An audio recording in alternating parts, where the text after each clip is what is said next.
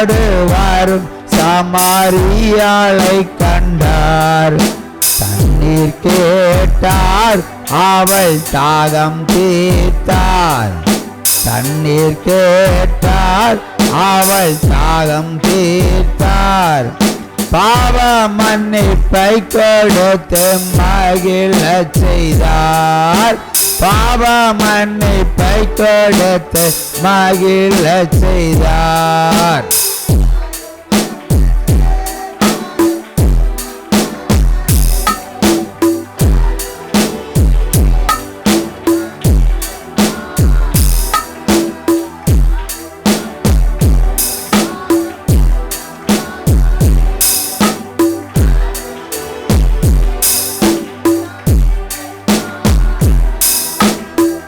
பெரும்பாடுள்ள ஒரு ஸ்திரீ இருந்தாள்.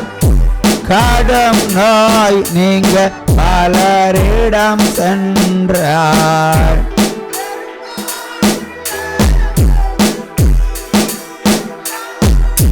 கடும் நோய் நீங்க பலரிடம் சென்றார். நாதன் இயேசுவை கண்டாள், நம்பிக்கை இழந்தாள். நாதன் இயேசுவை கண்டாள், நடுங்கி வஸ்திரம் தொட்டு சுகம் அடைந்தாள். நடுங்கி வஸ்திரம் தொட்டு சுகம் அடைந்தாள். வருத்தப்பட்டு பாரம் சுமப்பவரே,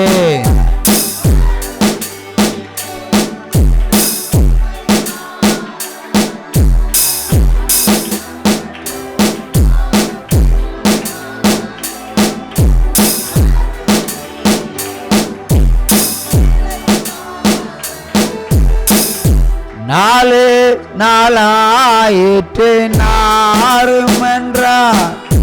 நம்பிக்கை விடாதே அவன் பிழைப்பான் என்றார். நாலு நாளாயிற்று நாறுமென்றார். நம்பிக்கை விடாதே அவன் பிழைப்பான் என்றார்.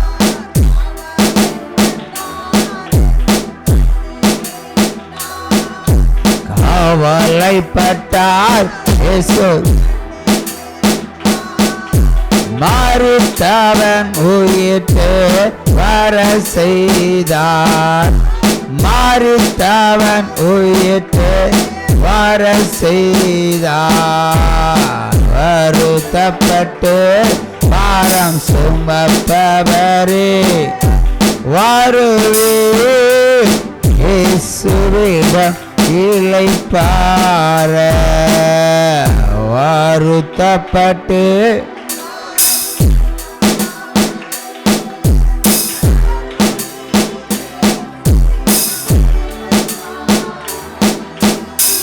நாடு நகரங்கள் சுற்றி அலைந்தார்.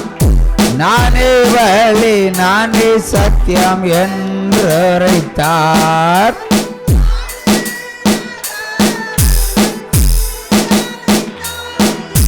நானே வழி நானே சத்தியம் என்று உரைத்தார்.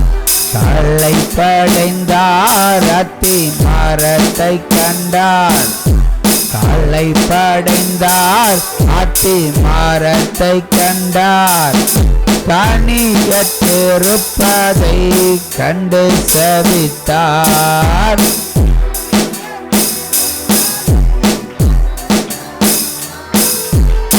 வருத்தப்பட்டு பாரம் சுமப்பவரே,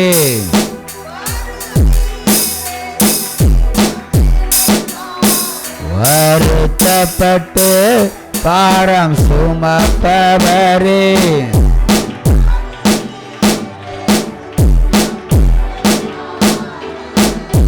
வருத்தப்பட்டு பாரம் சுமப்பவரே,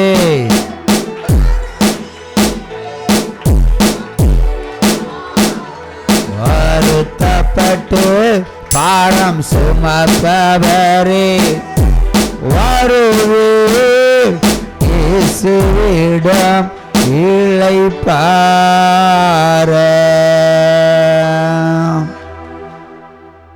ஆமென்.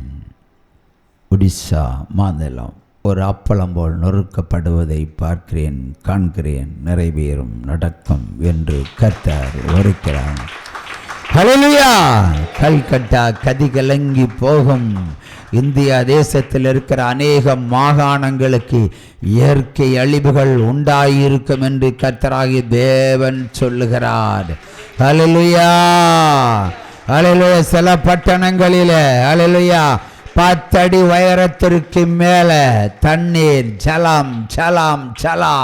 கையை தட்டி அமர்வோம்.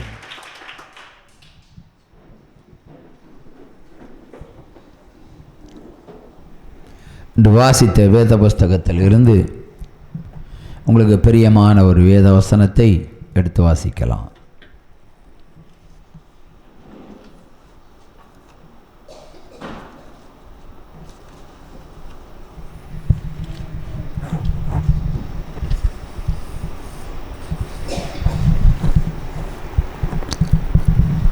பைபிள் வாசித்தா அந்த அதிகாரத்தோட பைபிளை வச்சுக்கிடணும்.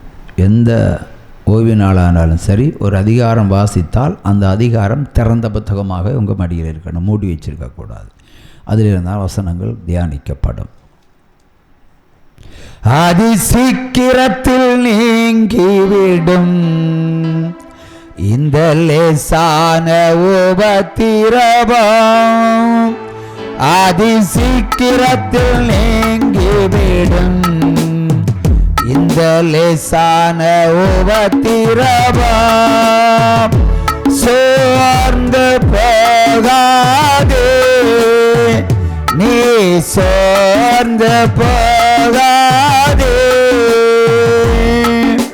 சோர்ந்து போகாதே.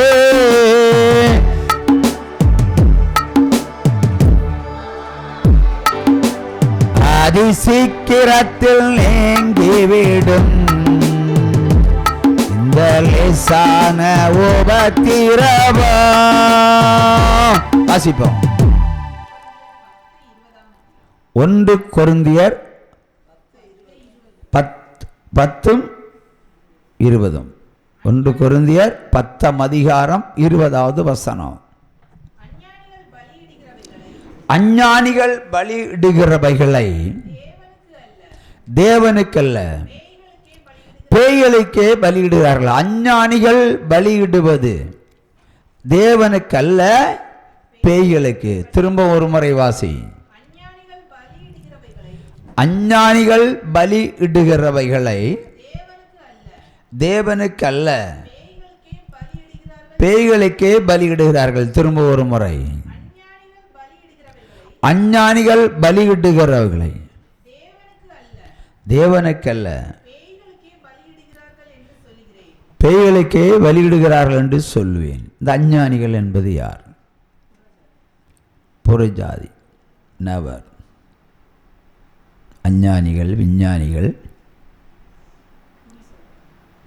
அஞ்ஞானிகள் என்பவர் யார்? அவர்கள் அறியாமல் ஆராதிக்கிறார்கள். பிரதர், மெய்யான தேவன் யாரென்று தெரிந்தால் அவர்கள் அங்கே இருப்பாங்களா? ஒருவரும் கூட இருக்க மாட்டாங்க. அவங்க அறிவு கட்டப்பட்டிருக்கிறது. அஞ்ஞானிகள் என்பவர் யார்? நாம தான். என்ன சாக்காத ஒன்ன சொல்லு. ஞானம் இல்லாதவர்கள் ஓரளவுக்கு பொருந்தும். அல்லையே, விசுவாசம் இல்லாதவர்கள். அதான் சரியான ஆன்சர். இப்போ இயேசு கிறிஸ்துவை நன்றாய் அறிந்திருக்கிறோம் என்று சொல்வார்கள். ஆனால் ப்ராக்டிக்கலி அவர்கள் தேவனிடத்தில் கிட்டே சேருவதில்லை. வேதத்தை முரணாக பயன்படுத்துவார்கள். கேட்டா குடிக்கிறது நியாயம், குடிக்கிறது சரி, பைபிளில் சொல்லப்பட்டிருக்கிறது என்று சொல்லுவார்கள். இவர்கள் அஞ்ஞானிகள். அடுத்தபடியாக ஆபத்துக்கு பாவம் இல்லை. ஒரு குறி தானே கேட்க போனேன், இதுக்கு போய் ஆண்டவர் அடித்து கொள்ளுவாரா? கொல்ல மாட்டார். இன்னும் தனக்குத்தானே நியாயம் பேசுகிறவர்கள் அஞ்ஞானிகள். அல்லேலூயா. அடுத்து, ஆனால் அவர்கள் தேவ சபையில் தான் இருப்பாங்க. விக்கிர சபையில் இல்லை, தேவ சபையில். அந்த தேவ சபையில் இருக்கிறவர்கள் விசுவாசத்தில் நிலைச்சு நிற்காதவங்க சோதிக்கப்படும் பொழுது அஞ்ஞானியாக மாறி உலகத்துக்கு ஏற்ற ஒரு வாழ்க்கையை வாழ்வார்கள். இல்லை ஒரு சும்மா கையை தட்டலாம், அவர்தான் அஞ்ஞானிகள். அது விசுவாசம் இல்லாத அஞ்ஞானிகள். அல்லேலூயா. ஆனால் ஆண்டவருக்குள்ளே தான் இருப்பாங்க. விசுவாசத்துக்கும் அவர்களுக்கும் சம்பந்தமே இருக்காது, சம்பந்தமே இருக்காங்க. வாழ்க்கை வேறு மாதிரி இருக்கும். நான் ஒரு காலத்தில் ஒரு பிரிண்டிங் ப்ரெஸ் வச்சுருந்தேன். நானும் ஒரு காலகட்டத்தில் அஞ்ஞானியாக மாறிவிட்டேன். அஞ்ஞானி, விஞ்ஞானி அல்ல, கொண்டே போட்டுருவாங்க அஞ்ஞானிகள். இந்த அஞ்ஞானிகள் பலியிடுவது தேவனுக்கென்றே பலியிடுவார்கள். ஆனால் அதுக்கு எதுக்கு போய் சேரும்? பேய்களுக்கு தான் போய் சேரும். நீ விசுவாசத்தோட ஸ்தோத்திரம் சொன்னால் ஆண்டவருக்கு போய் சேரும். நீ அவிவிசுவாசத்தோட ஆராதனையில் கலந்துக்கிட்டால் அது யாருக்கு போய் சேரும்? பேய்களுக்கே போய் சேரும், அவருக்கு போய் சேராது. பரிசுத்தவானுடைய உதட்டிலிருந்து புறப்படுகிற வார்த்தைகள் மாத்திரமே கர்த்தருக்கு போய் சேரும். அரையும் குறையுமா வெந்த வேக்காடு மாதிரி அரைவேக்காடு விசுவாசிகளுடைய ஜபங்கள் எல்லாம் அங்கே போய் சேராது. அது பேய்களுக்கு தான் போய் சேரும், பேய்கள் தான் பதில் தரும். அதுதான் கரெக்ட் ஆன்சர். நான் ஒரு காலத்தில் அஞ்ஞானியாக இருந்தேன் என்று சொல்ல காரணம், வறுமை மிகப்பெரிய கொடிய வறுமையாக இருந்தது. என்னுடைய பிரிண்டிங் ப்ரெஸ் எல்லாம் 3 ஸ்தாபனங்கள் உண்டு, 4 ஸ்தாபனங்கள் உண்டு. அதில் 3 ஸ்தாபனத்தை குறித்து தான் இப்பொழுது உள்ள பேச்சு. அந்த 3 ஸ்தாபனத்தில் உள்ள பிரிண்டிங் அச்சகங்களெல்லாம் இரும்பு ஒலிக்கு கிலோ கணக்கில் விற்றுருக்கிறேன். வறுமை நிமித்தம்.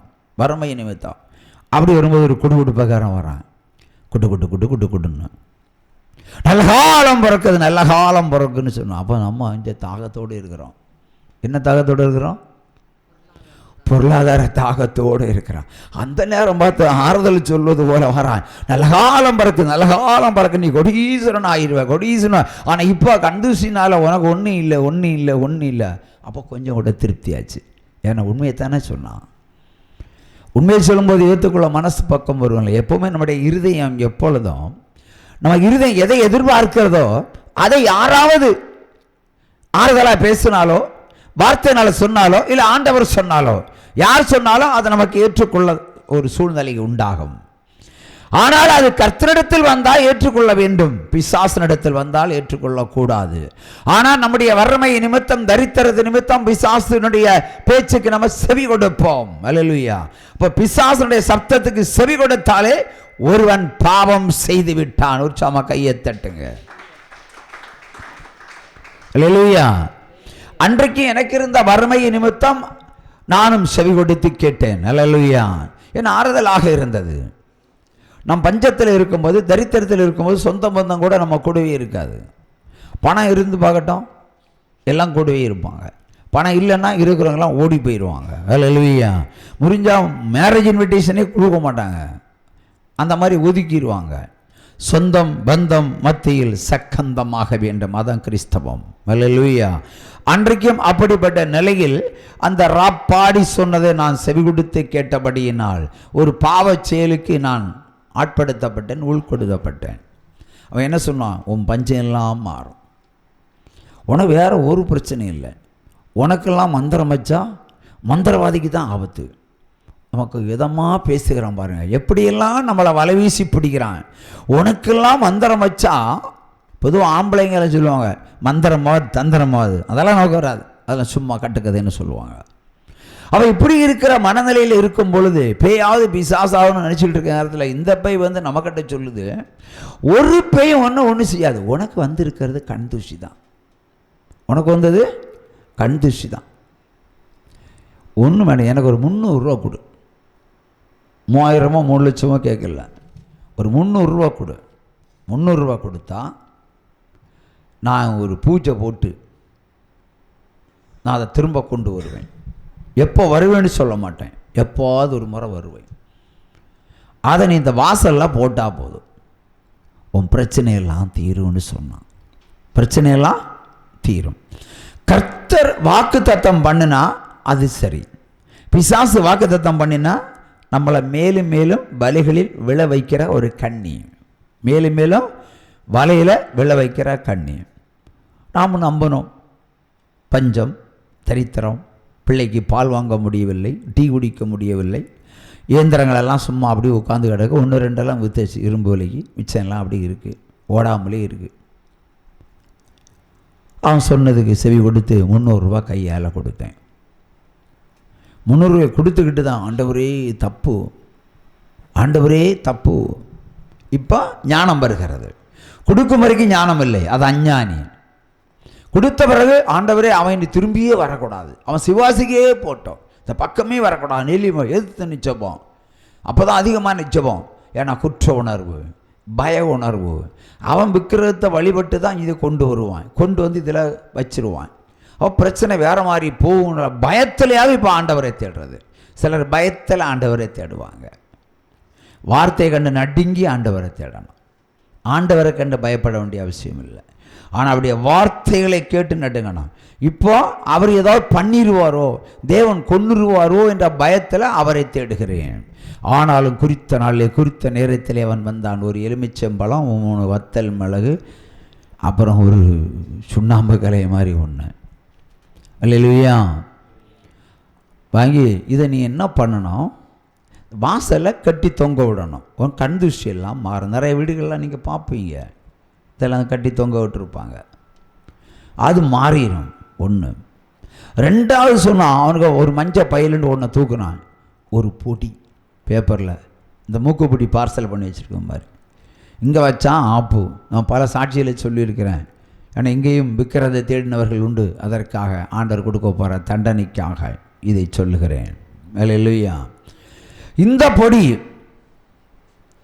நீ கழுத்தளவு தண்ணியில் நிர்வாணமாக நின்று ஒரு ராத்திரி வேளையில், ஒரு அமாவாசை வேளையில் 3 முறை தலையை சுற்றி இப்படியே பின்னாடி போட்டு சாத்தான் எல்லாம் இந்த கண் திருஷ்டியெல்லாம் ஓடி போயிடும்னா.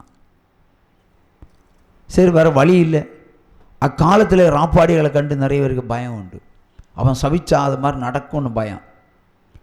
ஆண்டவர் சபிச்சா நமக்கு சாபம் கிடைக்காதுன்னு நம்ம தான் நினைப்போம். ஆனால் அவனை கண்டு